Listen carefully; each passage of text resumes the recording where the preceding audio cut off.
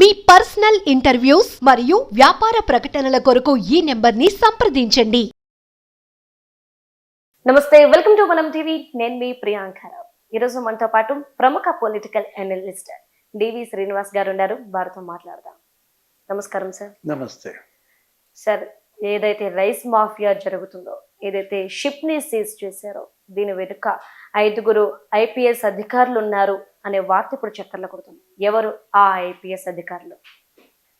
నాదెండ్ల మనోహర్ మాట్లాడిన మాటల్లో పౌర సరఫరాల మంత్రి ప్రెస్ మీట్ లో ఆయన చెప్పిన దాంట్లో అసలు అక్కడ కాకినాడ పోర్ట్ లో ఒక బార్జీ పోలీస్ అధికారి, ఆయన దానికి ఓనర్ అని.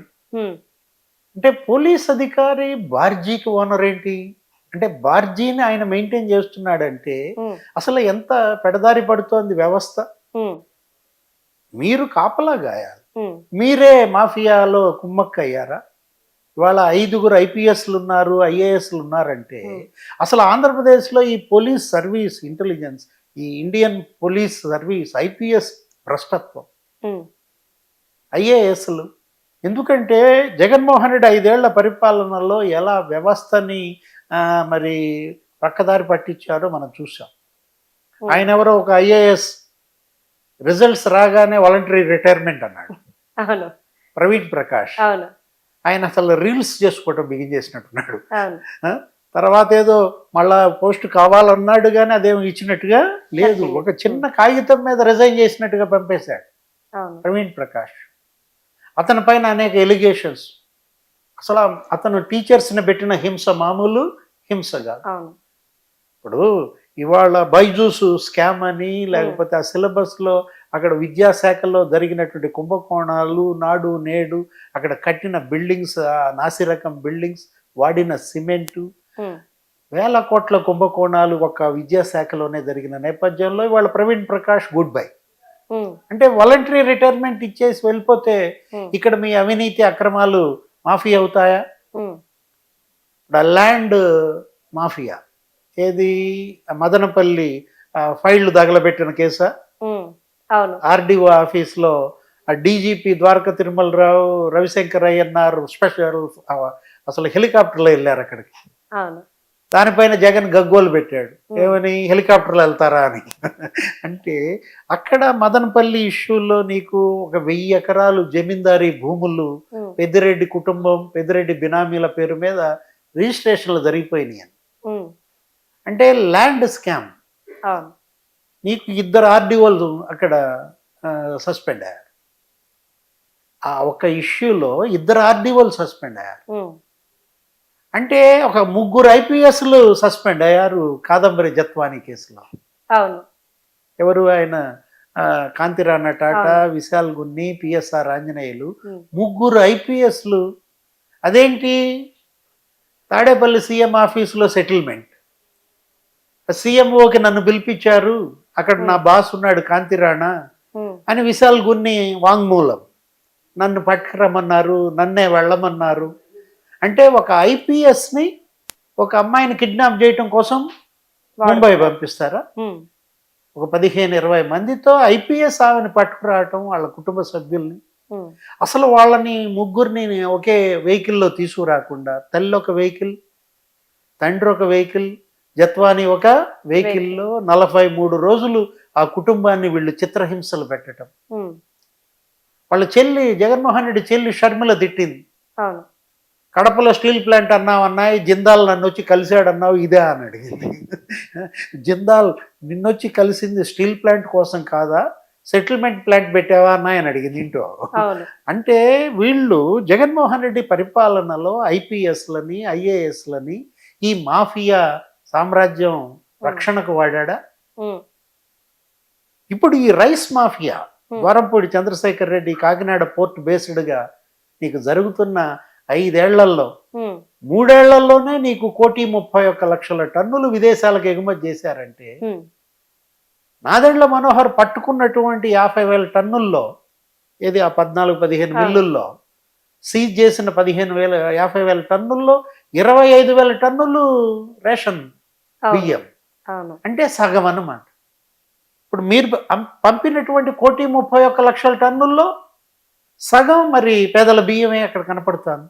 ఉమ్, ఇవాళ ఆ ద్వారంపూడి కుటుంబం పైన ఉన్నత స్థాయి దర్యాప్తు జరపాలి.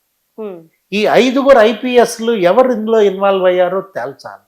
ఉమ్, ఆ బార్జీ ఓనర్ ఎవరో ముందు పట్టుకోవాలి. ఉమ్, ఇప్పుడు నిన్న పట్టుకున్న షిప్ ఉంది, అవును. ఇది 640 టన్నులు ఆ స్టెల్లా పనామా నౌకలో అవును. పట్టుకున్నారు. ఒక 1140 టన్నులు ఆ ఉమ్, బార్జిలో పట్టుకున్నారు. 0073 అవును. ఆ బార్జ్ ఎవరిది? ఇది కాకుండా వేరే బార్జా పోలీస్ అధికారిది, ఇదే అతందా? ఉమ్, ఎవరా పోలీస్ అధికారి?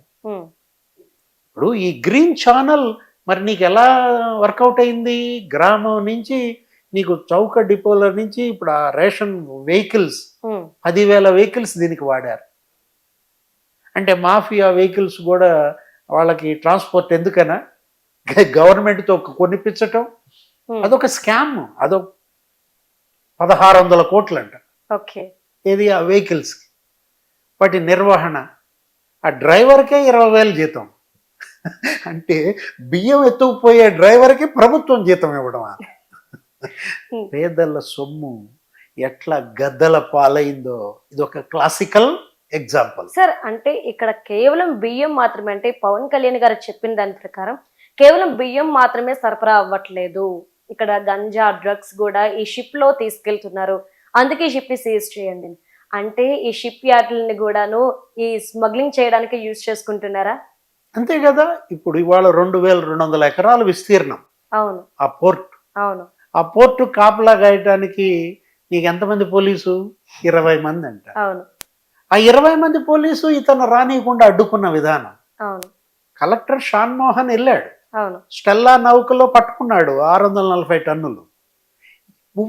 డిప్యూటీ సీఎంని వెళ్ళనివ్వలేదు.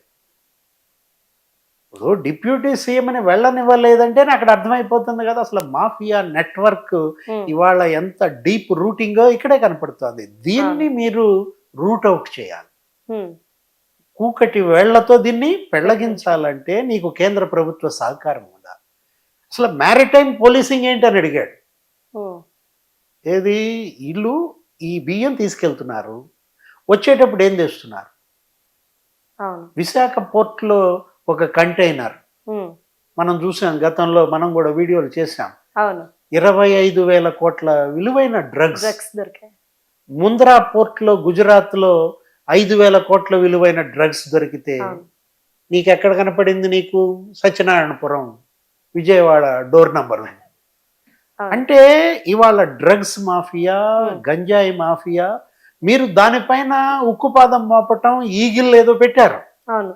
ఆకే రవికృష్ణ ఐజీగా 489 మంది ఇవాళ సిబ్బంది. ఉమ్, ఇవాళ ఈ మొత్తం అన్నిటిపైన దృష్టి పెట్టాలి. ఉమ్, రేషన్ బియ్యం స్మగ్లింగ్ కింద రాదురు అంటే అది ఊరుకోరు. ఉమ్, ఇక్కడ పేదల బియ్యం అది, ఉమ్, ఇది స్మగ్లింగ్ వస్తువు కాదంటే ఎట్లా? ఉమ్, పేదోడికి ప్రభుత్వం ఇచ్చిన బియ్యం నువ్వు ఎత్తుకుపోయి దాన్ని విదేశాలకు ఎగుమతి చేస్తుంటే ఉమ్, ఇవాళ 1,00,000 కోట్లు స్కామ్ ఇది. ఏది 43 రూపాయలు కిలోకి కొని ఫ్రీగా ఇస్తోంది పేదోడికి, ఉమ్, దాన్ని వీడు 80కి అమ్ముతున్నాడు. అవును. అంటే ఇక అర్థం చేసుకో. అంటే పేదాడికి దక్కిందేమో 10 రూపాయలు, ఉమ్, ఇతను ఎత్తిందేమో 70 రూపాయలు. అవును. వీళ్ళందరూ పంచుకు తింటున్నారు.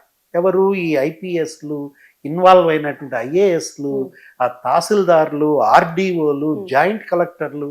ఇవాళ ఆ మంత్రులు ఏమయ్యారు? ఉమ్, ముందు ఆ 2 మంత్రుల పైన దర్యాప్తు జరపాలి.